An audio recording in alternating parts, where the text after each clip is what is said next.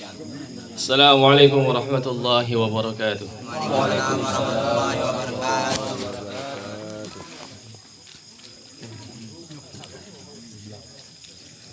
Alhamdulillahi rabbil alamin. Wal 'aqibatu lil muttaqin wa la 'udwana illa 'alal zalimin. Asyhadu an la ilaha illallah wahdahu la syarika lah, al malikul haqqul mubin. Wa asyhadu anna Muhammadan 'abduhu wa rasuluhu shadiqul wa'dil amin.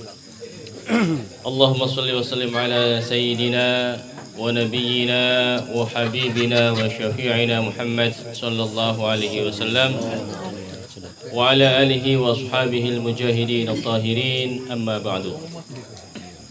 Qala Allah ta'ala fi kitabihil karim wa huwa asdaqul qailin. A'udzu billahi minasy syaithanir rajim. Ulaika lahum shalawatun min rabbihim wa rahmah wa ulaika humul muhtadun. Shadaqallahul azim. Para datuk, para imam, para tuan guru, alim ulama, tengku-tengku yang dirahmati Allah Subhanahu wa taala, hadirin wal hadirat yang hadir di majelis yang mulia ini, yang mudah-mudahan dirahmati Allah Subhanahu wa taala. Mari sama-sama kita bersyukur kepada Allah. Dengan karunia-Nya Allah masih menutup aib-aib kita. Ditutupnya aib-aib kita menjadikan kita percaya diri. Ketika Allah menutup aib kita, kita bisa berjalan tegak. Bisa dibayangkan ketika Allah tampakkan cacat atau celah diri kita sehingga semua orang bisa melihatnya, maka tidak mungkin kita bisa berjalan tegak. Tidak mungkin kita bisa keluar rumah. Dan tidak mungkin saya juga bisa berbicara di depan hadirin sekalian. Ini adalah karunia terbesar yang Allah berikan, di samping karunia-karunia yang lain. Dan masalah cacat atau aib itu sesuatu yang paling mudah untuk kita temukan.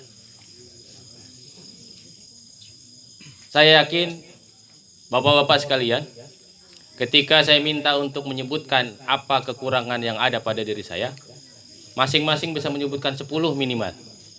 Dari mulai peci yang saya pakai, kain sarung yang saya pakai, baju yang saya pakai, cara jalan saya, sandal yang saya pakai, semua bisa dikomentari. Karena mencari aib. Tapi belum tentu ketika kita meminta orang untuk mencari kelebihan kita. Belum tentu orang bisa menyebutkan. Karena itu susah. Apa yang menjadikan susah? Susah membuka diri untuk menerima keistimewaan orang lain. Yang istimewa itu harus diri kita, orang lain gak boleh istimewa. Orang maunya cacat aja gitu. Kalau orang ya aib aja. Kalau giliran yang benar-benar ya kita. Itu masalahnya. Maka ketika Allah menutup aib kita, alhamdulillah, Allah masih memberikan karunia-Nya. Salawat dan salam semoga tetap terlimpah curahkan kepada Nabi besar Muhammad sallallahu alaihi wasallam yang telah mengajari kita bagaimana cara merawat aib, bagaimana cara menutup aib, bagaimana cara menjadikan aib menjadi keutamaan dan keistimewaan. Sehingga dalam satu pesan beliau, tuba liman syaghalahu aibuhu an uyubin nas. Kata Rasulullah, beruntunglah orang-orang yang kekurangan dirinya menjadikannya sibuk dari mencari-cari aib orang lain. Itu orang beruntung. Di antara orang beruntung, kita tidak melihat semut di seberang lautan. Yang kita lihat adalah gajah di pelupuk mata. Itu orang yang beruntung.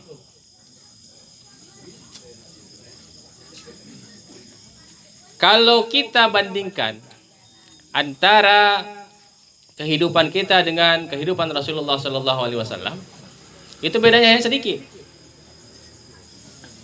Kalau Rasulullah itu sedikit aibnya, bahkan tidak ada. Sedikit cacatnya, bahkan tidak ada. Bedanya dengan kita sedikit-sedikit aib, sedikit-sedikit cacat. Rasulullah sedikit makan, kita sedikit-sedikit makan. Rasulullah sedikit bicara, kita sedikit-sedikit bicara. Rasulullah sedikit tidur, kita sedikit-sedikit tidur. Bedanya hanya sedikit. Maka kemudian Rasulullah menyampaikan, kebahagiaan orang terletak dari caranya melihat diri, caranya melihat pribadi. Sudahkah dia mengumpulkan kebaikan-kebaikan sehingga dia melupakan cacat atau aib orang lain. Jadi kita sibuk untuk menutup aib kita, untuk menampilkan kebaikan dan menutup aib orang lain. Yang tampil di hadapan kita adalah keistimewaan orang. Yang kita tampilkan di hadapan kita juga adalah cacat kita, sehingga kita tidak sempat untuk memeriksa cacat orang lain. Ma'asyiral muslimin rahimakumullah. Terkait dengan tradisi dari tahlilan dalam satu bahasa atau samadiyah dalam bahasa lain, atau ada juga ungkapan-ungkapan yang digunakan. Ini tentu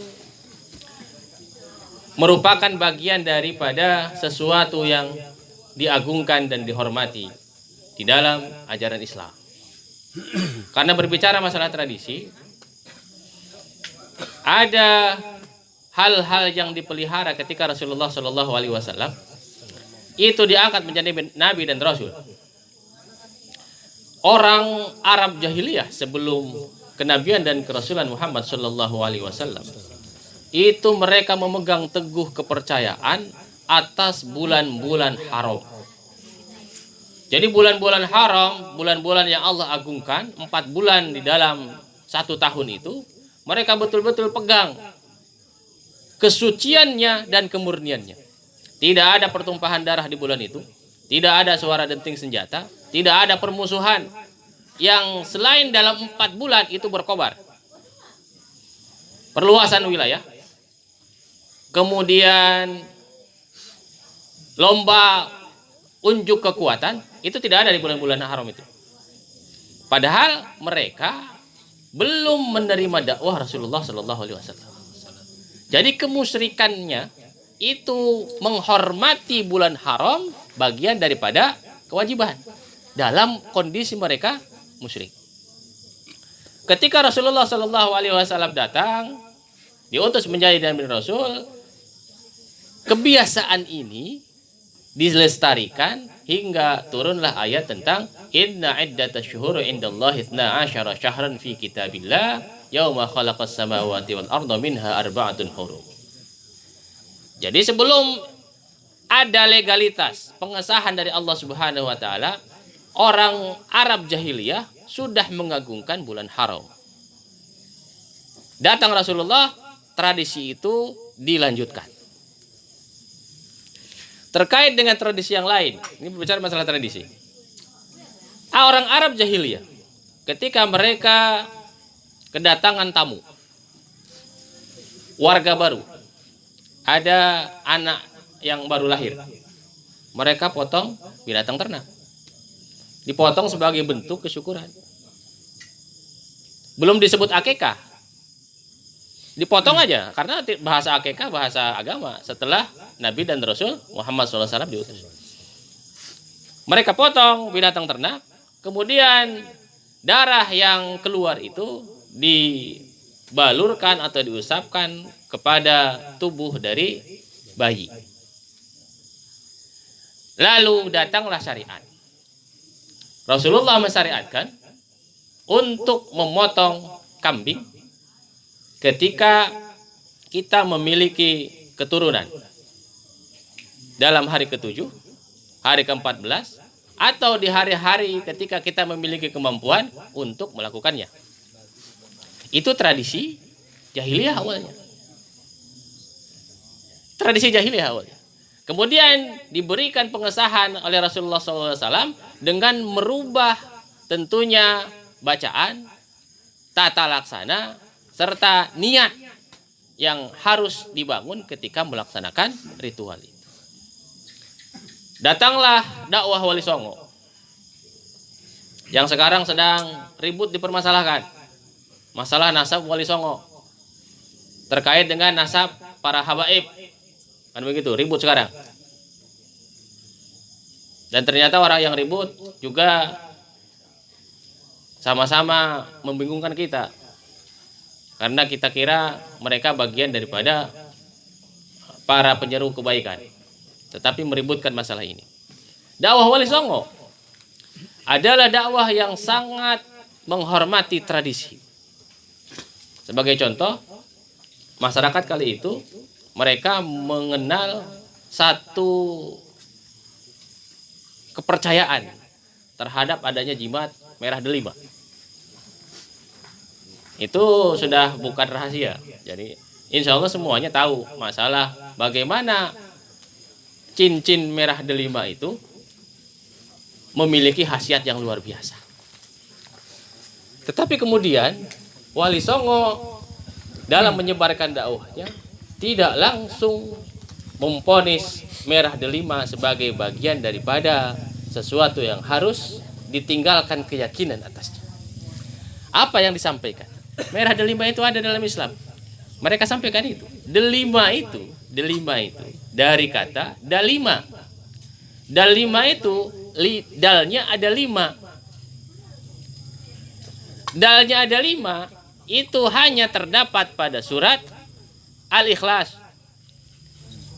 Jadi delima itu mustika merah delima itu adalah mustika yang apabila dipegang oleh orang yang meyakininya dengan pengamalan yang benar akan mendatangkan khasiat.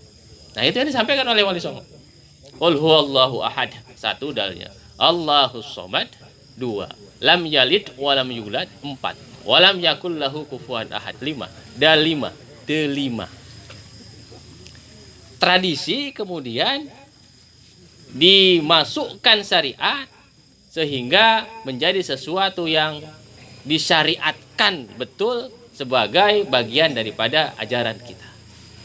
Nah, termasuk ketika kita berkumpul membacakan tahlil, membaca sholawat, istighfar, mendoakan almarhumah, memohon pertolongan kepada Allah agar melapangkan kubur bagi almarhumah, agar memberikan rahmat, sakinah, keberkahan kepada almarhumah, itu bagian daripada tradisi yang legalitasnya ada di dalam agama. Jadi ketika Allah menyampaikan, berikanlah kabar gembira kepada orang-orang yang sabar. Orang-orang yang apabila ditimpa musibah mereka mengucapkan kalimat istirja. Itu yang Allah sampaikan. Apa kabar gembiranya?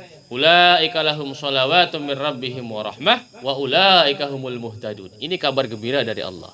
Mereka akan mendapatkan sholawat dari Allah. Allah bersolawat kepada mereka. Masalah sholawat ini, orang yang langsung mendapatkan sholawat dari Allah adalah Nabi Muhammad sallallahu alaihi wasallam. Innallaha wa malaikatahu yusholluna 'alan nabi. Allah dan para malaikat bersolawat kepada Rasulullah sallallahu alaihi wasallam. Ini khusus sebagai bagian daripada janji Allah ketika Allah sampaikan wa rafa'na laka dzikrak. Sungguh kami telah meninggikan sebutanmu wahai Muhammad. Posisi Nabi Muhammad sudah ditinggikan, salah satunya dengan sholawatnya Allah kepada beliau. Jadi manusia yang mendapatkan sholawat langsung dari Allah adalah Nabi Muhammad sallallahu alaihi wasallam. Maka pantas beliau menjadi asyraful anbiya wal mursalin. Apa makna sholawat Allah untuk manusia? Karena ada sholawat Allah, ada sholawat malaikat, ada sholawat manusia. Allah bersolawat, malaikat bersolawat, manusia bersolawat. Tetapi beda maknanya. Sholawatnya Allah adalah turunnya ampunan Allah untuk orang yang diberikan sholawat. Jadi Allah sudah menjamin pengampunan kepada Rasulullah SAW dari dosa yang sudah dilakukan, yang akan dilakukan, semuanya sudah diampuni. Itu sholawatnya Allah. Maghfirahnya Allah sudah Allah turunkan. Kemudian sholawatnya malaikat. Apa sholawat malaikat? Doa malaikat. Doa yang dipanjatkan oleh malaikat kepada Allah untuk orang yang disolawati. Maka ketika malaikat bersolawat kepada Nabi Muhammad SAW, malaikat mendoakan kebaikan kepada beliau. Jadi ketika malaikat bersolawat kepada manusia biasa, malaikat sedang mendoakan kebaikan untuknya. Yang terakhir adalah sholawat sama manusia. Sholawat sama manusia kita sampaikan Allahumma sholli ala sayyidina Muhammad wa ala ali sayyidina Muhammad. Itu sholawat kita yang kita panjatkan kepada Allah. Sholawat kita berarti pengharapan kita kepada Allah Subhanahu wa taala agar Allah menyampaikan ucapan itu kepada Nabi Muhammad sallallahu alaihi wasallam. Kenapa? Karena janji Rasulullah sallallahu alaihi wasallam, "Man shalla alayya sholatan sallallahu alaihi biha asyran." Barang siapa yang bersolawat kepadaku, kata Allah, kata Rasulullah, maka Allah akan bersolawat kepadanya dengan 10 kali solawat. 1 dibalas 10. 1 solawat yang kita ucapkan, yang kita baca dibalas 10 oleh Allah Subhanahu wa taala. Jadi ulaika lahum sholawatum mir rabbihim wa rahmah. Allah bersolawat kepadanya, kepada orang-orang yang sabar. Turun maghfirah. Rahmah, setelah maghfirah Allah turun, salawatnya rahmah, kasih sayang Allah turun kepada orang-orang yang sabar. Jadi maghfirahnya Allah, rahmatnya Allah itu hanya diberikan kepada orang yang sabar dalam ayat ini. Orang yang dapat musibah mengucapkan innalillahi wa inna ilaihi rajiun, dapat salawatnya Allah, dapat rahmatnya Allah. Dan Allah kemudian berikan stempel. Allah cap orang ini sebagai al-muhtadun, orang-orang yang mendapatkan hidayah. Jadi ini kabar gembiranya. Dan ini tidak main-main. Karena sholawat sendiri merupakan sesuatu yang istimewa yang Allah hadiahkan untuk kita. Banyak keistimewaan-keistimewaan lain, tetapi sholawat berbeda. 1 kali sholawat Allah ganjar dengan dihapusnya 10 kesalahan, ditambahkan 10 kebaikan, diangkat 10 derajat. Itu aja sudah 30. 1 kali bersolawat. Apalagi ketika Allah bersolawat kepada kita. Maka kabar gembira ini harus disampaikan kepada orang-orang yang menginginkannya. Jadi kita hadir di sini untuk memberikan kabar gembira. Kabar gembira kepada siapa? Kepada ahlul bait. Ahlul bait yang sedang dirundung duka, yang sedang berada dalam kesedihan karena ditinggalkan oleh keluarga mereka, kita hibur dengan kabar gembira yang datang dari Allah. Jadi kata innalillahi wa inna ilaihi rajiun itu akan mendapatkan 3 hal yang dipastikan sampai kepadanya ketika kalimat itu diucapkan dengan ketulusan hati. Pertama sholawatullah, sholawatnya Allah. Yang kedua rahmatnya Allah. Yang ketiga al-muhtadun, kita dikategorikan sebagai orang-orang yang mendapatkan hidayah. Jadi kabar gembira. Maka kita menyampaikan kabar gembira ini kepada ahlul bait. Kita berkumpul di sini untuk sama-sama bergembira. Kenapa sama-sama bergembira? Bergembira dengan kabar Allah. Ya. Jadi kegembiraan itu harus dirasakan tidak hanya oleh ahlul bait yang bersabar, tapi kita juga sama-sama merasakan kegembiraan itu. Ini karunia. Di samping kesedihan yang kita rasakan, ada kegembiraan. Kegembiraan karena janji Allah untuk orang-orang yang sabar yang diberikan di dunia dan nanti di akhirat. Maka musibah itu tidak bisa dimaknai dari satu sisi kesedihannya saja. Tetapi ada sisi lain, sisi kegembiraan yang harus kita lihat. Dan mungkin kita bisa berbicara seperti ini karena saat ini yang tertimpa musibah bukan kita. Nah, karena biasanya kalau orang yang tertimpa musibah ngomong seperti ini mungkin tidak bisa. Karena dia sedang bersedih. Jadi dengan hadirnya kita mudah-mudahan kesedihan itu bisa berkurang. Rasulullah manusia yang paling baik, beliau bersedih ketika Sayyidah Khadijah dipanggil oleh Allah Subhanahu wa taala. Tetapi kemudian beliau menghibur diri sampai satu pertemuan ketika Fathu Mekah. Ya, peristiwa Fathu Mekah. Kembalinya Rasulullah ke Mekah dengan 10.000 pasukan kurang lebih, tanpa peperangan, tanpa darah yang tertumpah, kemenangan di depan mata. Setelah berhala-berhala dihancurkan, Rasulullah kemudian mendatangi makam Sayyidah Khadijah radhiyallahu anha untuk curhat. Jadi kalau kita merasa kehilangan, ditinggal oleh keluarga kita, maka kita masih bisa curhat. Di mana curhat kita? Di kuburan. Boleh.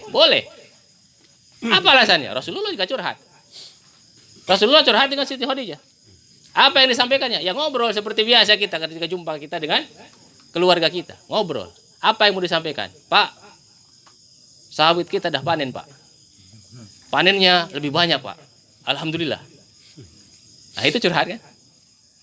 Itu boleh. Jadi tidak dilarang yang seperti itu. Ngomong yang lain, mengadukan sama berbicara ketika seolah-olah yang ada di kubur itu masih hidup. Ya. Nah, itu yang disyariatkan, tertulis di dalam kitab-kitab sirah. Jadi dalam kisah hidup Nabi Muhammad SAW, dalam bentuk yang manapun, kitab sirah yang manapun yang ditulis oleh siapapun, itu ada keterangan itu. Keterangan tentang Rasulullah SAW yang bercerita di makam Sayyidah Khadijah. Jadi mudah-mudahan ini menjadi bekal kita. Ketika kita rindu kepada orang yang sudah meninggalkan kita, datanglah ke kuburannya, doakan, bacakan Yasin paling kurang, bacakan Al-Quran di sana, kemudian berceritalah apa yang mau kita ceritakan. Saya sudah selesai, sudah berhasil menjadi suami, nah, gitu kan? Sudah punya pasangan hidup, anak sudah 2, gitu. Itu curhat. Silahkan menumpahkan apa yang menjadi keinginan untuk kita ceritakan. Dan ini disyariatkan. Jadi tidak dilarang dalam syariat. Kabar gembira itu harus kita terima sebagaimana kita menerima kesedihan. Jadi tidak boleh kabar gembiranya saja yang kita terima, kemudian sedihnya nggak mau. Karena tidak ada kegembiraan kecuali dia berpasangan dengan kesedihan. Sebagaimana tidak ada siang kecuali berpasangan dengan malam, tidak ada laki-laki kecuali berpasangan dengan perempuan. Maka Adam ada pasangannya Hawa. Jadi Adam tidak berpasangan dengan Asep. Kalau Adam berpasangan dengan Asep, maka kacau dunia ini kan. Tidak akan ada kita kalau ada berpasangan dengan Asep. Jadi mudah-mudahan bermanfaat. Mohon maaf atas segala kekurangan. Terima kasih atas segala perhatian. Wallahu a'lam bishawab. Hadanallahu wa iyyakum ajmain. Assalamualaikum warahmatullahi wabarakatuh.